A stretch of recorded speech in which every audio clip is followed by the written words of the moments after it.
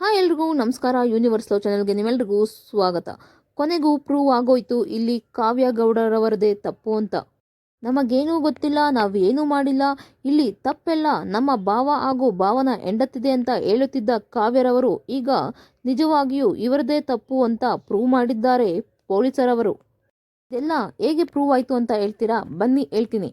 ಮೊದಲಿಗೆ ಕಾವ್ಯರವರು ಬಂದು ಪೊಲೀಸ್ ಸ್ಟೇಷನ್ಗೆ ಕಂಪ್ಲೇಂಟ್ ಕೊಟ್ಟಿರ್ತಾರೆ. ನಮ್ಮ ಗಂಡನಿಗೆ ನಮ್ಮ ಭಾವನ ಹೆಂಡತಿಯ ಅಪ್ಪರವರು ತಿವಿದಿದ್ದಾರೆ ಹಾಗೂ ನಮ್ಮ ಅಕ್ಕನಿಗೆ ಹೊಡೆದಿದ್ದಾರೆ, ಕತ್ತಿನ ಹತ್ರ ನಮ್ಮ ಮೇಲೆ ಹಲ್ಲೆ ಮಾಡಿದ್ದಾರೆ ಎಂದು ಕಂಪ್ಲೇಂಟ್ ಕೊಟ್ಟಿದ್ದರು. ನಂತರ ಇವರು ಕಂಪ್ಲೇಂಟ್ ಕೊಟ್ಟಾದ ಮೇಲೆ ಇವರ ಭಾವ ಹಾಗೂ ಭಾವನ ಹೆಂಡತಿ ನಂದೀಶ್ ಹಾಗೂ ಪ್ರೇಮರವರು ಅವರೂ ಕೂಡ ಬಂದು ನಾವೇನು ಅಂದಿಲ್ಲ, ಈಗೇನು ಅವರೆಲ್ಲ ಬಳಸ್ತಿದ್ದಾರೆ ಪದಗಳು ಅವರೆಲ್ಲ ಅವರೇ ಅಂದು ನಮ್ಮ ಮೇಲೆ ಎತ್ತಾಕಿದ್ದಾರೆ ಅಂದ್ಬಿಟ್ಟು ಅವರು ಕೂಡ ಇವರ ಮೇಲೆ ಕಂಪ್ಲೇಂಟ್ ಕೊಡ್ತಾರೆ. ಇವರು ಕಂಪ್ಲೇಂಟ್ ಕೊಟ್ಟ ನಂತರ ಕಾವ್ಯರವರಿಗೆ ಒಂಥರ ನರ್ವಸ್ ಫೀಲ್ ಆಗುತ್ತೆ. ಅವರು ಇಂಟರ್ವ್ಯೂ ಮಾಡೋಕ್ಕೋದಾಗ ಮೀಡಿಯಾದವರು ಅವರು ಸ್ವಲ್ಪ ಮುಖದಲ್ಲಿ ನರ್ವಸ್ನೆಸ್ ಇರ್ಬೋದು, ಪ್ರತಿಯೊಂದು ಎದ್ದು ಕಾಣಿಸ್ತಾ ಇರುತ್ತೆ. ಏನಕ್ಕಂದರೆ ಅವರು ಏನೇ ಕೇಳಿದ್ರು ದೇವ್ರಿಗೆ ಗೊತ್ತು ನಾನು ಏನು ಮಾಡಿದ್ನಿ ಅಂತ. ನನ್ನ ದುಡ್ಡಲ್ಲೇ ನಾನು ನನ್ನ ಖರ್ಚೆಲ್ಲ ಮಾಡ್ಕೊಂಡಿರೋದು, ನನ್ನ ಗಂಡ ದುಡ್ಡು ನಾನು ಈಸ್ಕೊಂಡಿಲ್ಲ, ನಮ್ಮ ಮಾವನ ಹತ್ರನೂ 50 ಪೈಸೆನೂ ನಾನು ಈಸ್ಕೊಂಡಿಲ್ಲ, ಬೇಕಾದ್ರೆ ನನ್ನ ಬ್ಯಾಂಕ್ ಅಕೌಂಟ್ ಚೆಕ್ ಮಾಡ್ಕೊಳ್ಳಿ, ಈ ಥರ ಎಲ್ಲ ಮಾತಾಡೋದಕ್ಕೆ ಶುರು ಮಾಡ್ತಾರೆ. ಅದೇ ರೀತಿ ಏನೇ ಇದ್ದರೂ ಪೊಲೀಸರು ನೋಡ್ಕೊಳ್ತಾರೆ. ನಾವು ತಪ್ಪೇ ಮಾಡಿಲ್ಲ ಅಂತ ಅಂದ ಮೇಲೆ ಯಾವ ಕಾರಣಕ್ಕೆ ಹೆದರಿಕೊಳ್ಳಬೇಕು? ಎಲ್ಲ ಪೊಲೀಸರು ಇನ್ವೆಸ್ಟಿಗೇಷನ್ ಮಾಡ್ತಿದ್ದಾರೆ, ಎಲ್ಲವೂ ಕೂಡ ಹೊರಗಡೆ ಬರುತ್ತೆ ಅಂತ ಹೇಳ್ತಾರೆ. ಇದೇ ರೀತಿ ಮೀಡಿಯಾದವರು ನಂದೀಶ್ ಹಾಗೂ ಪ್ರೇಮರವರಿಗೆ ಕ್ವೆಶನ್ ಮಾಡುವಾಗ ಪ್ರೇಮರವರು ಸ್ವಲ್ಪ ಸತ್ಯತೆಯನ್ನು ಹೇಳ್ತಾರೆ.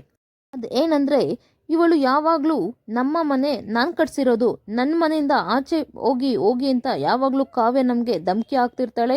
ಒಟ್ಟಿನಲ್ಲಿ ನಮ್ಮನ್ನು ಮನೆಯಿಂದ ಆಚೆ ಹಾಕೋದಕ್ಕೆ ಅವಳ ಪ್ಲ್ಯಾನ್ ಇರೋದು. ಇದು ಆ್ಯಕ್ಚುಲಿ ನಮ್ಮ ಮಾವ ಇಬ್ಬರಿಗೆ ಅಂತ ಕೂಡ ಕಟ್ಟಿಸಿಕೊಟ್ಟಿರುವ 100 ಕೋಟಿ ಮನೆ. ಇದು ದೊಡ್ಡ ಬಂಗ್ಲೆ. ಇಲ್ಲಿ ನಾವಿಬ್ಬರೂ ಕೂಡ ಇದ್ದೀವಿ, ನಮ್ಮ ಅತ್ತೆ ಮಾವ ಸ್ವಲ್ಪ ಸಪ್ರೇಟ್ ಇದ್ದಾರೆ ಅಂತಲೇ ಹೇಳ್ತಾರೆ. ಈ ಮನೆಗೆ ನನ್ನ ಗಂಡ ಆಗಲಿ ಅಥವಾ ಕಾವ್ಯರವರ ಗಂಡ ಆಗಲಿ ಅಂದರೆ ಮೈದ ಆಗಲಿ 1 ರೂಪಾಯಿ ಕೂಡ ಹಾಕಿಲ್ಲ.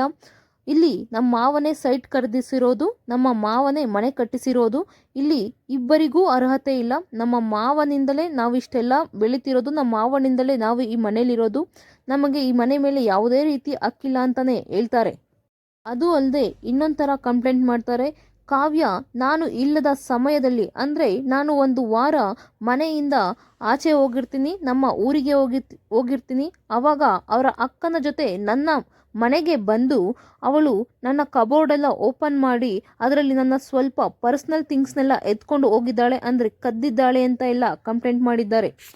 ನನ್ನ ಪರ್ಸ್ನಲ್ ಥಿಂಗ್ಸನ್ನು ಕದ್ದಿದ್ದಲ್ಲದೆ ಆ ಕಬೋರ್ಡ್ ಕೀ ಕೂಡ ತೆಗೆದುಕೊಂಡು ಹೋಗಿದ್ದಾಳೆ. ಅದಲ್ಲದೆ ನಮ್ಮ ರೂಮ್ಗೆ ಅಂದರೆ ನಮ್ಮ ಗಾರ್ಡನ್ ಏರಿಯಾಗೆಲ್ಲ ಬಂದು ಅಲ್ಲೆಲ್ಲ ಫೋಟೋಶೂಟ್ ಕೂಡ ಮಾಡಿಸಿದ್ದಾರೆ. ಅಂದರೆ ಅವಳು ಕೆಳಗಡೆ ಫ್ಲೋರ್ನಲ್ಲಿ ಇದ್ದಾಳೆ, ನಾನು ಮೇಲುಗಡೆ ಫ್ಲೋರಲ್ಲಿ ಇದ್ದೀವಿ. ಅಲ್ಲಿಗೆ ನಾವು ಹೋಗೋದಿಲ್ಲ ಅಥವಾ ಅವರು ನಮ್ಮ ಫ್ಲೋರ್ಗೆ ಬರುತ್ತಿರಲಿಲ್ಲ. ಬಟ್ ನಾನು ಯಾವಾಗ ಮನೆಯಿಂದ ಹೊರಗಡೆ ಹೋಗಿದ್ದೆ, ನಮ್ಮ ಊರಿಗೆ ಹೋಗಿದ್ದೆ, ನಂತರ ಆಕೆ ನಾವಿಲ್ಲದ ಸಮಯದಲ್ಲಿ ಬಂದು ಈ ರೀತಿ ಎಲ್ಲ ಮಾಡಿದ್ದಾಳೆ ಅಂತ ಕಂಪ್ಲೇಂಟ್ ಮಾಡಿದ್ದಾರೆ. ಅದೇ ರೀತಿ ಇದೇ ಮಾತನ್ನು ಅವರ ಮಾವನಿಗೆ ಹೇಳಿದಾಗ ಹೋಗ್ಲಿ ಬಿಡು, ಒಂದೇ ಮನೇಲಿ ಇದ್ದೀರಾ, ಇದಕ್ಕೆಲ್ಲ ತಲೆ ಕೆಡ್ಸ್ಕೋಬೇಡ, ಇದ್ರ ಬಗ್ಗೆ ಅವಳಿಗೇನು ಹೇಳೋಕೆ ಹೋಗ್ಬೇಡ ಅಂತ ನನ್ನನ್ನೇ ಸಮಾಧಾನ ಮಾಡಿದ್ದರು. ನಾನು ಹೋದ್ರೂ ಹೋಗ್ಲಿ ಅಂತ ನಾನು ಸುಮ್ಮನಾಗಿದ್ದೆ. ಬಟ್ ಇದು ತುಂಬ ಅತಿರೇಕ ಆಗ್ತಿದೆ. ಡೈಲಿ ಬಂದು ಚಿಕ್ಕ ಚಿಕ್ಕ ವಿಷಯಕ್ಕೂ ಕೂಡ ಜಗಳ ಮಾಡ್ತಾಳೆ.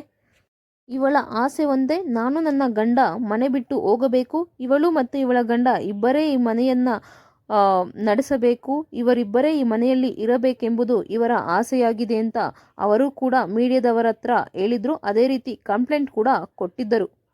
ಇದೇ ವಿಚಾರವಾಗಿ ಈಗ ಪೊಲೀಸರು ಇನ್ವೆಸ್ಟಿಗೇಷನ್ ಕೂಡ ಸ್ಟಾರ್ಟ್ ಮಾಡಿದ್ರು.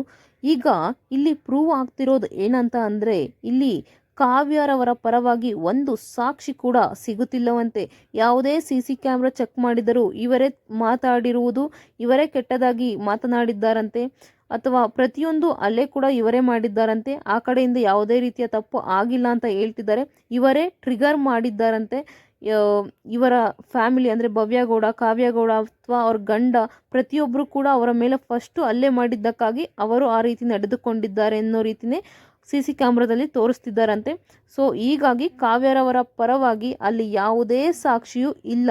ಇಲ್ಲಿ ಎಲ್ಲವೂ ಕೂಡ ಇವರೇನಿದ್ದಾರೆ ನಂದೀಶ್ ಹಾಗೂ ಪ್ರೇಮರವರ ಪರವಾಗಿಯೇ ಇದೆ. ಆದ್ದರಿಂದ ಇಲ್ಲಿ ತಪ್ಪೆಲ್ಲವೂ ಕಾವ್ಯರವರದೇ ಎಂದು ನಿಜವಾಗಿಯೂ ಪ್ರೂವ್ ಆಯಿತು. ಬರೀ ಕಾವ್ಯರವರ ಮನೆ ಅಂತಲ್ಲ, ಒಬ್ಬ ಶ್ರೀಮಂತನಾಗಿರಬಹುದು, ಬಡವನಾಗಿರಬಹುದು. ಇತ್ತೀಚೆಗೆ ಪ್ರತಿ ಅಣ್ಣ ತಮ್ಮಂದಿರಲ್ಲೂ ಈ ಜಗಳ ಕಾಣಿಸಿಕೊಳ್ಳುತ್ತಿದೆ. ಅದಕ್ಕೆ ಕಾರಣ ಈ ಆಸ್ತಿಯೇ. ತಂದೆ ತಾಯಿ ಮಾಡಿಟ್ಟಿರುವ ಆಸ್ತಿಯೇ ಕಾರಣ ಅಂತಲೇ ಹೇಳಬಹುದು. ನಿಮ್ಮ ಪ್ರಕಾರ ಯಾರದು ಸರಿ, ಯಾರದು ತಪ್ಪು ಅಂತ ದಯವಿಟ್ಟು ಕಮೆಂಟ್ ಬಾಕ್ಸಲ್ಲಿ ಕಮೆಂಟ್ ಮಾಡಿ. Thank you.